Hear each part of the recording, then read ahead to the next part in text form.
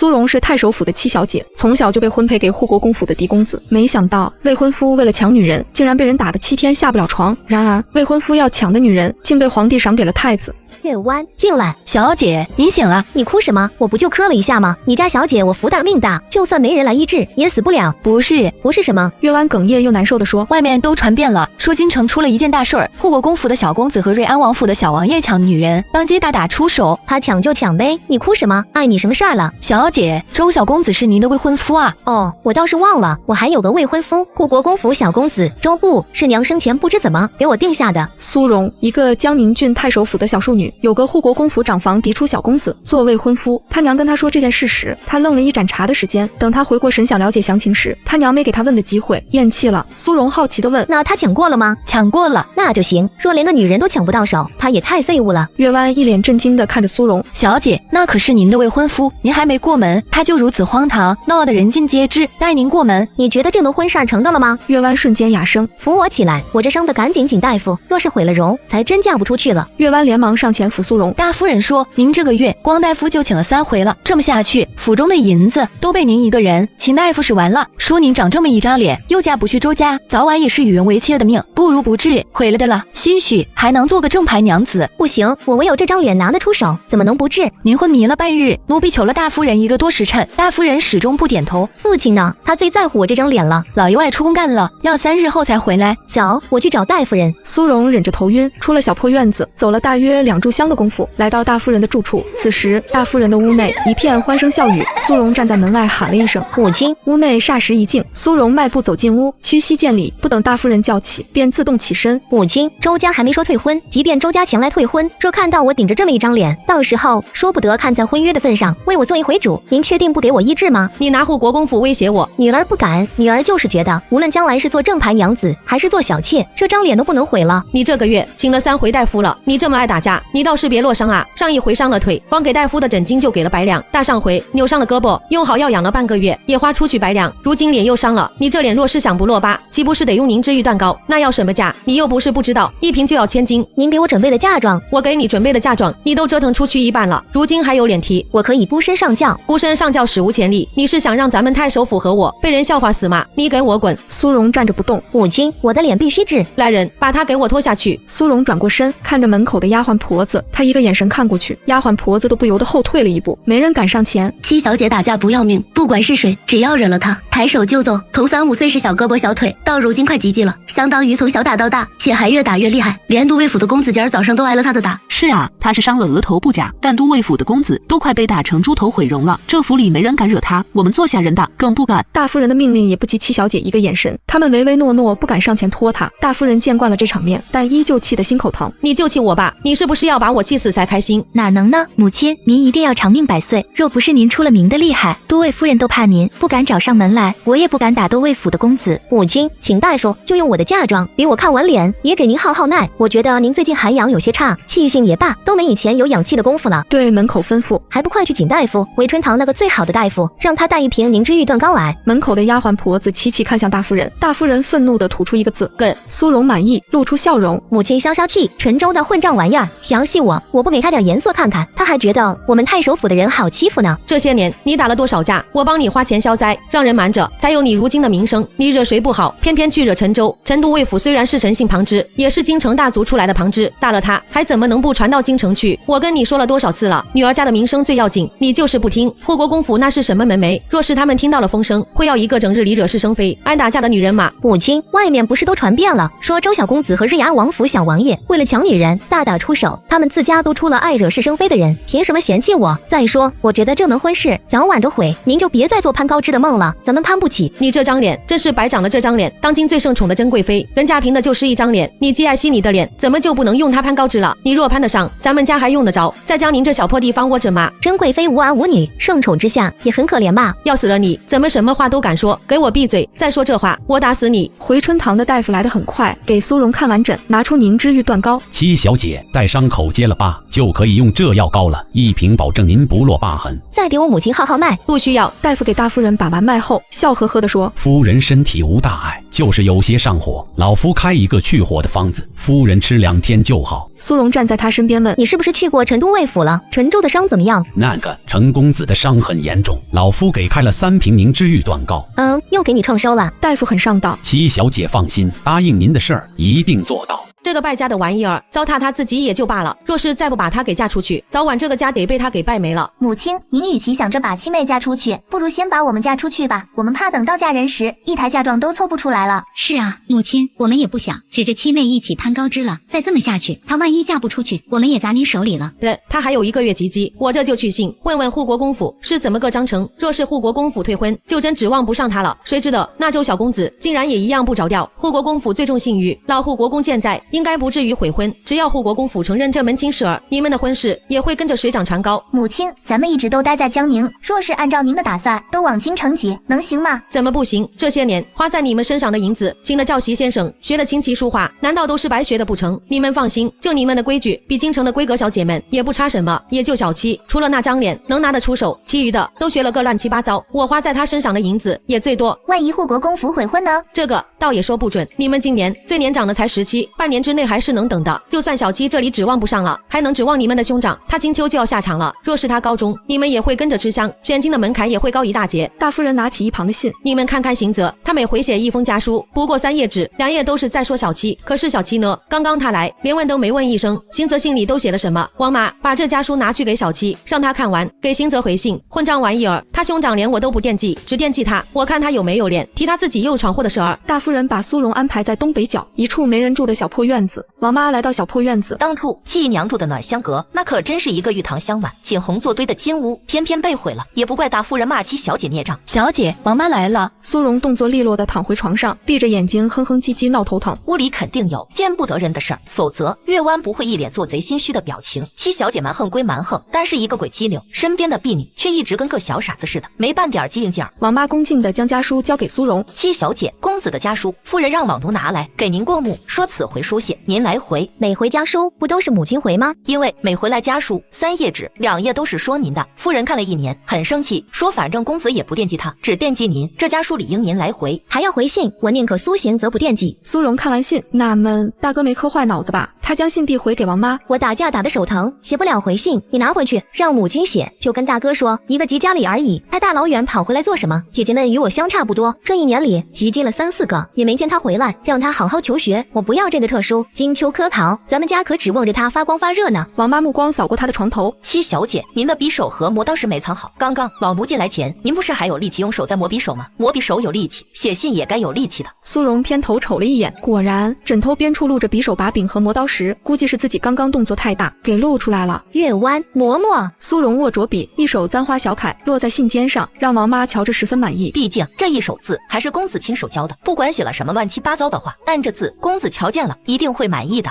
戚小姐，匕首这东西是凶器，若是被夫人知道，你别告诉他，他不就不知道了吗？我就是用来防身吓唬人而已，否则我身无一物，跟人打架很容易吃亏的。就您的身手哪里会吃亏？一般男子3、5个也打不过您一个。陈公子身边寻常可是跟着3、5个护卫的，这般情况下您都能将他打成那样，您觉得您说话我能相信吗？可是我也破相啦，有了这东西，只要我把它亮出来，一般胆子小的，你说他们还敢惹我吗？月湾送走王妈。小姐，您也没银子买匕首啊，这匕首看起来就好贵，您哪儿来的？前些天我救了一个人，是他给的报酬，看着不像是本地人，倒像是京城人，应该是哪个高门府邸的公子吧？京城的人？就是他被人追杀，我恰巧在城外的城隍庙后生网鱼，我用渔网把追杀他的人网住了，那人休趁机回身，把那2个人给杀了。杀了？那人那么凶，没杀小姐您吗？我是他的救命恩人，他杀我做什么？他问我要什么报答，我看着他腰间的这把匕首挺好，就要了这个。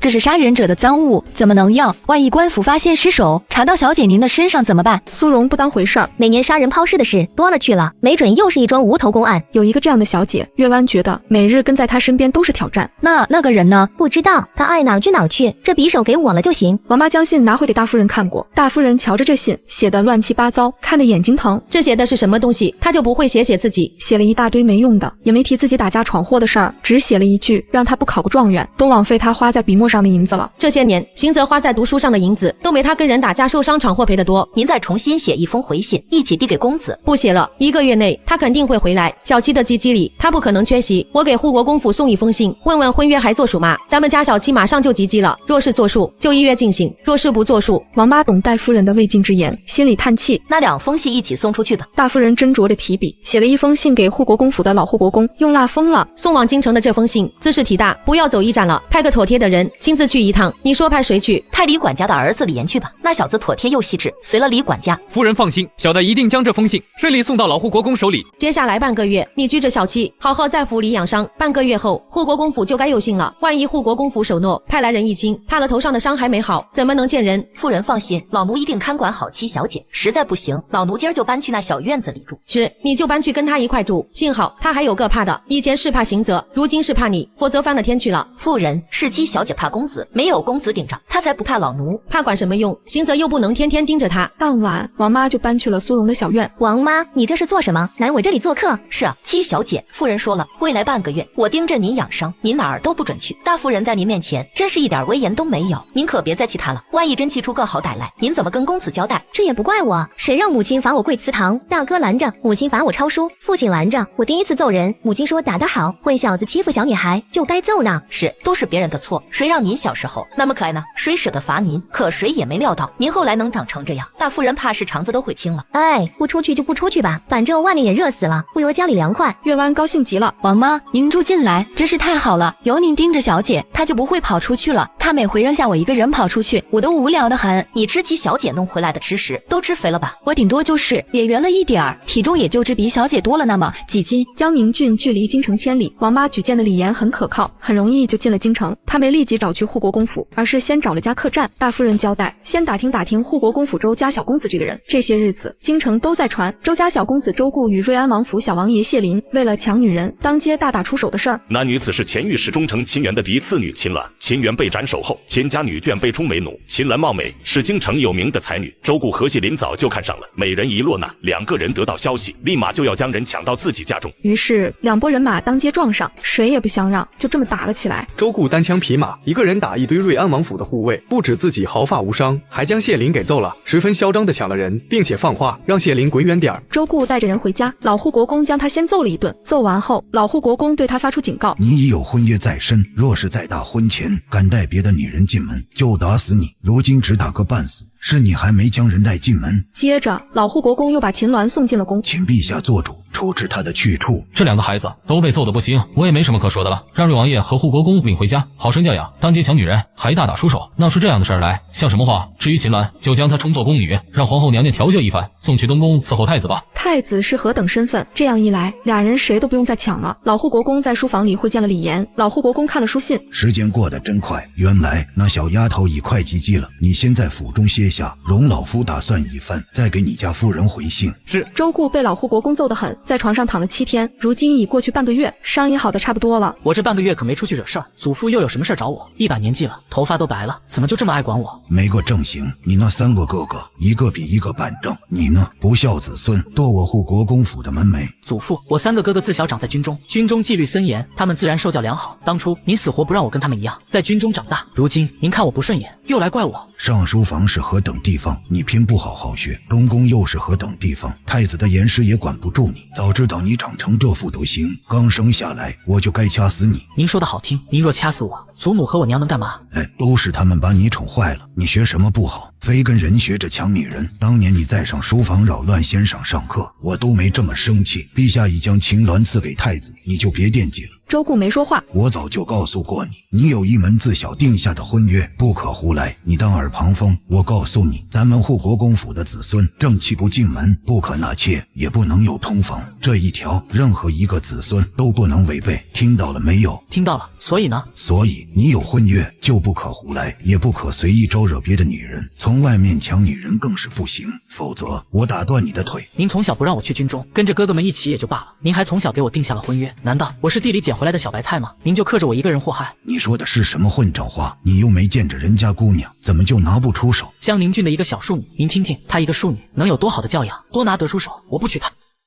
学会抢女人，还学会瞧不起人了。你爷爷我还是泥腿子出身呢，惯得你当自己多金贵。江宁郡的小庶女怎么了？你嫌弃别人，没准人还嫌弃你。那更好，悔婚就是了。你看，我告诉你，这门婚约是我亲自跟人定下的。你若是敢再说悔婚二字，你就滚出护国公府。从今以后，不是我护国公府的子孙。老护国公沉着脸，严厉警告：我告诉你，当初若非你三哥早产体弱，恐他早夭，这门婚事儿还轮不到你。如今三哥身体已经健康，不如再换换。既然定下了你，就是你。生辰八字的婚书已定，写的就是你的名字，岂能再换？祖父，那我就不明白了。江宁距离京城千里，咱们家和江宁太守八竿子打不着，您怎么就给我定了他家的一个小庶女？他家与我有恩，有恩您报恩啊，搭上我做什么？老护国公见周固百般抗拒，再三警告：咱们家只有你一个适合，我养你多年，你不该回报一二，此事没得商量。除非你不是护国公府的子孙，否则只要你是护国公府子孙一日，你就得听我的。那你也别给我定一个小庶女啊！苏太守的女儿叫苏荣，排行第7。她亲生母亲在8年前病逝了，她还有1个月及笄。你去江宁参加她的及笄礼，表明我们护国公府会守诺结亲。我不去，必须去。护国公不理他的反抗，径自安排2日后，你跟苏家的护卫一起离京，我会给你备好礼。你年纪小，行事不着调，我有些不放心。你带1个管事去，再多带些护卫。待那小丫头及笄礼后，你再回来，届时我再安排你母亲随官媒去江宁议亲。他的及笄礼而已，就算结亲，派个管事去送礼不就行了？做什么非要我亲自去？你自己去，是代表护国公府对此事的重视，表明态度，也好让苏家放心。咱们护国公府树大招风，盯着的人很多，我怕但有动作，被人所知，生出乱子，扰了那边的清静。到底是什么让您不惜卖孙子，还这般重视？什么卖孙子，说的这般难听，是结两性之好。见周固满脸不乐意，他又怒道：若是依着门第之见，当年你祖母可是公主，也不会嫁给我一个泥腿子，就不会有了你爹和你。淑米怎么了？咱们护国公府不讲究门庭。周固不再争执，行吧行吧，去就去，我倒要看看是什么人让祖父这般重视，将逐出家门的话都说了出来。滚吧！公子，您怎么了？老爷子又因为秦小姐的事儿特意训您了？不是。子夜疑惑，那是您的婚事儿要提上日程了。江宁郡那小庶女要及笄了，祖父让我去参加她的及笄礼，2日后启程，烦死了。祖父说我若是敢悔婚，就把我逐出家门。子夜吸了一口气，觉得这个有他解不了，小心提议：大长公主最疼您了，还有夫人，您若是不乐意，是不是去求大长公主和夫人给您做主？祖母若是不同意这桩婚事儿，当年祖父就不会给我定下，我娘更甭提了，她一向为祖父马首是瞻，找他们也没用，这家里就是祖父的一言堂，那没法子了。子夜心下奇怪，老国公也可是说了原因，为何非要您娶一个江宁郡的小庶女？说是苏家对他有恩，具体有什么恩不让我打听。周固干脆将此事放下，心情不好地说：收拾东西吧，2日后去江宁。子夜想了半天，公子您还没有去过江宁吧？属下听说江宁虽然地方小，但是风土人情很好，有很多好玩的地方，与别的地方都不同，十分繁华。你从哪里听说的？邮寄上，半个月前书局送来的。当时您因为被老国公揍了，听说是江州一带的邮寄，直接就让我扔出去了。周固仔细一想，好像还真有这么一回事儿。现在去找来。不多时，子夜拿来了一本邮寄，递给周固，就是从这上面。周固伸手接过，这么说可以趁机出京去玩玩了。子夜只点头。那你快去收拾，我从小到大还没出过这么远的门，此回可以趁机出京去玩。祖父说2日后启程，这么晚做什么？你去跟祖父说，我明日就跟江宁郡来的护卫一起启程。太子殿下去过江宁，我多日没见殿下了，正好去东宫一趟，告诉他一声，也顺便问问他江宁是不是很好玩。其余的事儿你赶紧安排。公子乐意去就好，我也不用跟着犯愁了，赶紧告诉老护国公一声。老护国公一听还有点怀疑，他不是不乐意去吗？这么急做什么？子夜将原因说了。虽然周固不是因为想见苏荣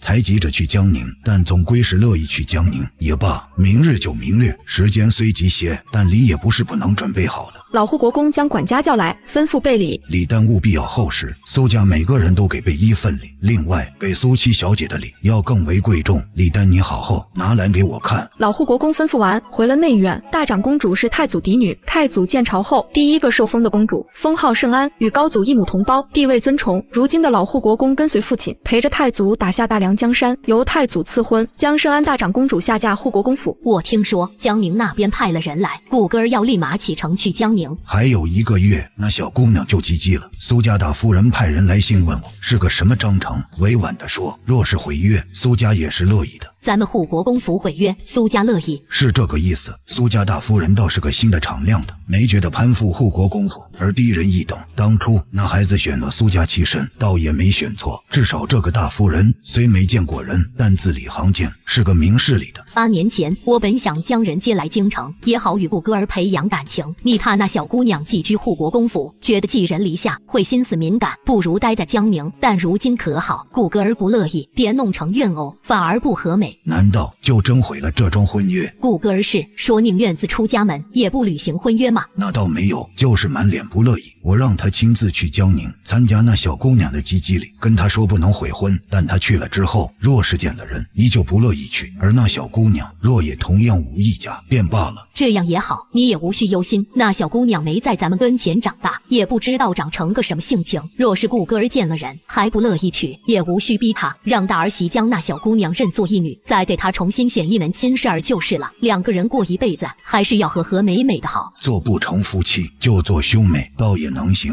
总归咱们得管。没错，这样安排，想必那孩子在天之灵也不会怪我们。圣安大长公主说着，伤心起来。可惜了那孩子，多好的孩子呀！圣安大长公主又怒又恨，都是大卫狼子野心。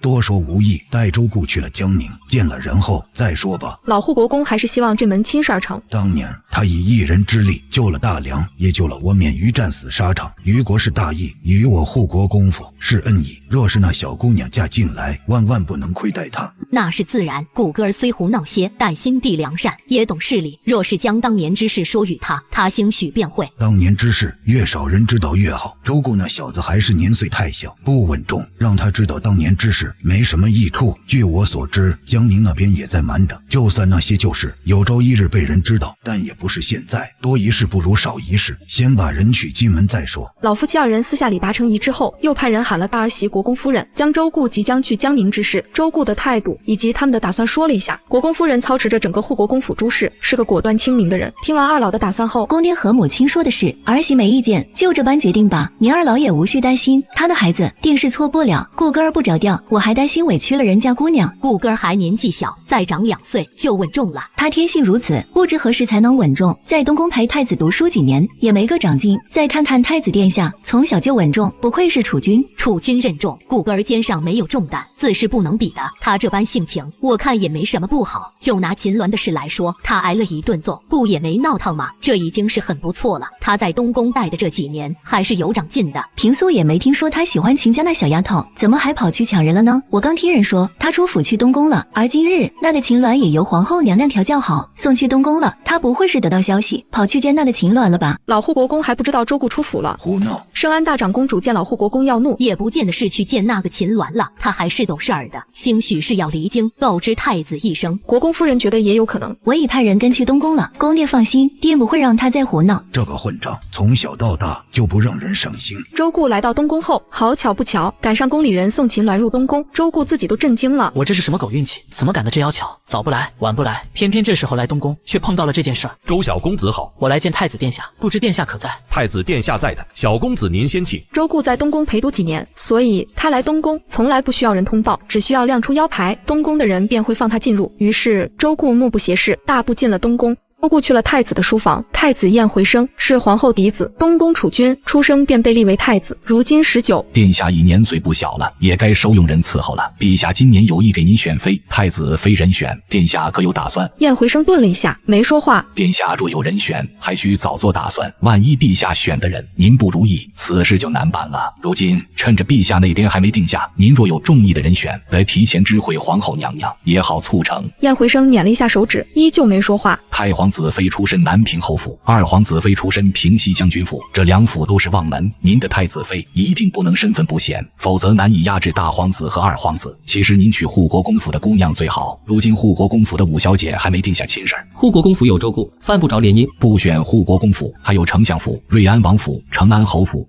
清平宫、主府可选，这几家任何一家都能成为殿下的助力。若这些家姑都不选呢？秦太傅心里有个不好的想法，小心地问：殿下，您是有中意的人，但那家姑娘门楣低，身份低吗？可以这么说，您可以将她娶为侧妃。此事在议吧。殿下，周小公子来了。这周顾自从出了抢人的事儿，被老护国公揍了一顿，有好些日子养伤没来了吧？今儿过来，难道是因为秦鸾？见他就知道了。太子殿下，太傅怎么过来了？我祖父在我小时候给我定了一桩婚事儿，在江宁。如今我那未婚妻快及笄了，江宁来信，我祖父让我跟着人亲自去一趟江宁，参加他的及笄礼。江宁，就是江宁，我明儿就去，特地来告知殿下一声，大约去1个月吧。殿下别想我。江宁哪家的小姐？江宁太守府的七小姐。周顾没把小淑女3个字说出来，在别人面前还是应该维护未婚妻的面子。若我自己都贬低她，传出去，别人岂不是得将她踩在脚底下了？燕回声惊了一下，十分意外。江宁太守府没有嫡出，全是庶出。老国公给你定的是庶出的七小姐。我祖父说苏家与他有恩，我年纪相当，就定下了。哦，姑知道了，太傅先回去吧。姑与周顾说话，您在这里，他浑身不自在。秦太傅对周顾哼了一声，老夫就等着看金秋可考，你下场能拿个什么名次？可别夺了老夫的名声。即便去了江宁，也不要疏于温书，毕竟距离开考没几个月了。知道了。秦太傅告辞，出了书房走了。殿下，我不想参加金秋的科考，我想外出游历，3年后再参加。你不想早入朝？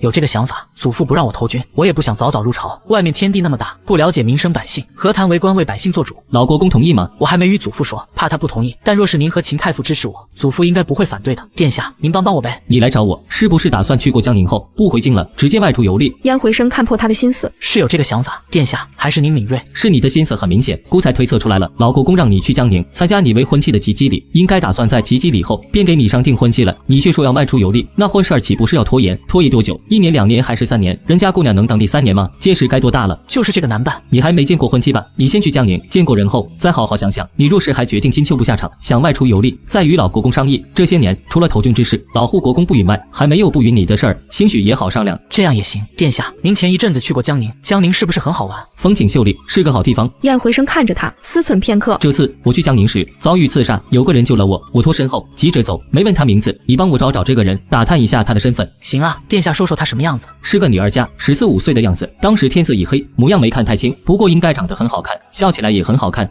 是个女儿家，14、15岁的样子，当时天色已黑，模样没看太清，不过应该长得很好看，笑起来也很好看。殿下，这样的女儿家，江宁怕是一抓一大把，您得说说，她有什么特别让人一眼认出的东西？我的那把匕首送给了她，她很喜爱，应该会随身带着。还有呢？应该是个农家打渔女，我遇到她时是在河边，她正拿着渔网捕鱼，其余的没有了。殿下放心，我在江宁少说也要待1个月，尽量将人给你找到。那就多谢了，隐秘些，别太大张旗鼓，找到人就行。周顾好奇地问了一句：殿下，我能问问吗？若是找到那姑娘，您是想报答她？燕回声看了他一眼，没说话。行，我懂了，我不问了，我走了。周顾转身离开，走出门口，对燕回声说：那个殿下，我能不能再求您一件事儿？说。您对那个秦鸾能不能好点？我说的好点，就是让她别被人欺负，衣食富足，每日安稳。听，把管家喊来。殿下，您有吩咐？考验一下秦鸾，看看她是否能胜任东宫的女官。听说她比较聪慧，你敲打她一番，让她不该想的不要想，若想富足安稳，就她实现。姑看在周顾的面上，不会亏待她。若她不识趣，妄想不该想的，周顾的面子也不管用。回了护国公府，周顾直接去了国公夫人的院子。你明儿去江宁，路上小心，让护卫打出护国公府的旗帜，以免有山匪冲撞你。我一定不打出护国公府的旗帜，若有山匪敢惹我，我就趁机灭了他们。家里给苏家和苏七小姐准备的礼物十分贵重，不能出半丝差错。礼物若有问题，看我不再让你祖父打得你下不来床。国公夫人见他不说话，便知道他在想什么，顿时严厉警告：好，我知道了。到了江宁，见到苏家人和苏七小姐，你一定要知礼守礼，别不着调。不喜欢人家，也不要表现出来，人家毕竟是女儿家，你身为男子，别当顾这些，这是基本的教养和礼数。娘，您的意思是我即便不喜欢，也要装着喜欢了？不是让你装着喜欢，是说即便不喜欢，也不要失了分寸。婚约是你祖父定下的，他虽然身份低，但也愿不得他，你不要自觉高人一等，瞧不起人。知道了。国公夫人拿出一个锦盒，递给周顾，这是我单独给苏七小姐的礼，你帮我交给她。这是什么？是你外祖母在我出嫁时给我的一对手镯，给你长嫂一只，这只是留给你媳妇儿的。您先收着吧，这么贵重的东西，您也不怕我给弄丢了？等他什么时候来京，您自己给吧。国公夫人想想也是，行吧。转日，老护国公修书一封，交给李严。我以为老护国公讲信用，顶多会应下婚约，没想到会是这般郑重的态度，竟然让周小公子携重礼，跟着我一起去江宁参加七小姐的及笄礼，这可真是天大的事儿。护国公府备了2大车礼，老护国公又拨了100名护卫护送周顾。队伍出了护国公府，迎面碰上一对车马，谢林骑着马走在车旁。谢林，好巧啊，你这是干嘛去啊？谢林看到周顾便黑了脸，没别的原因，他觉得自己面子里子都丢没了，如今见周顾没事人一样，整整个人都要炸了。周姑，你有毛病吧？我好得很，没病没灾，就是见到你挺高兴的，问候一下。你少跟我来这一套。别啊，不共戴天之仇不是这么记的，咱们俩顶多算是打了一架，不算不共戴天。谢灵气的火气直往上窜。你明明知道我喜欢秦鸾，你偏还跟我抢，我痛失所爱，这还不叫不共戴天？我真不知你喜欢秦鸾，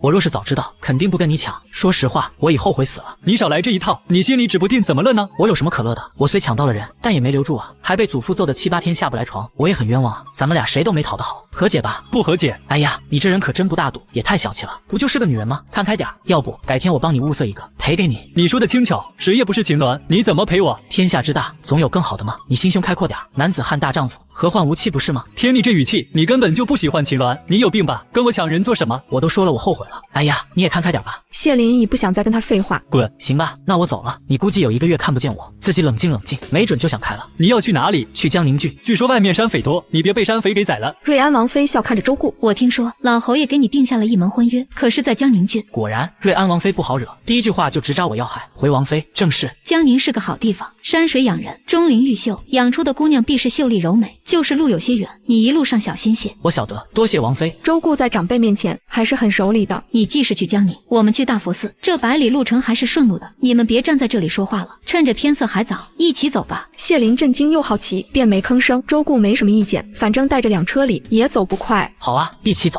子夜，你跟着李护卫去太守府一趟，把祖父准备的2车里先一步送去太守府，说我改日再登门拜访。公子放心，小公子，您不去太守府下榻吗？我自有住处，你不必管了。那您哪一日登门拜访？待我安顿好了，自会登门，会提前给太守府下拜帖。周固不想立即登门，他得先打探太守府的情况再说。李岩点头，于是带了周喜和2大车重礼回了太守府。苏太守以公干回府，听闻苏荣伤了额头，还破了相，梳洗沐浴都没顾上，便连忙往他的小院子里跑。小七呢？父亲，我在这儿呢。苏太守走到苏荣跟前，对着他的脸仔细打量，然后直哎呦，这毁容了，你怎么就不爱惜你的脸？我告诉你多少次了，打架可以，但你得保护好你这张脸啊。父亲放心，有了申大夫的药膏，不会落疤的，过些天就能恢复原样。这一瓶好像要1000金吧？你爹我都没用过这么贵的药膏，你可真是败家。那总不能让我的脸毁着吧？那是不能。陈忠那个小王八蛋，他跟你打架就打架呗，不都说打人不打脸吗？他怎么专往你脸上打？苏荣倒觉得不能冤枉陈州，是我先动的手，先打的他脸，他推了我一把，我磕到了额头，然后我就火了，把他给揍成了猪头。回春堂的大夫说，给他开了3瓶明知玉断膏，言外之意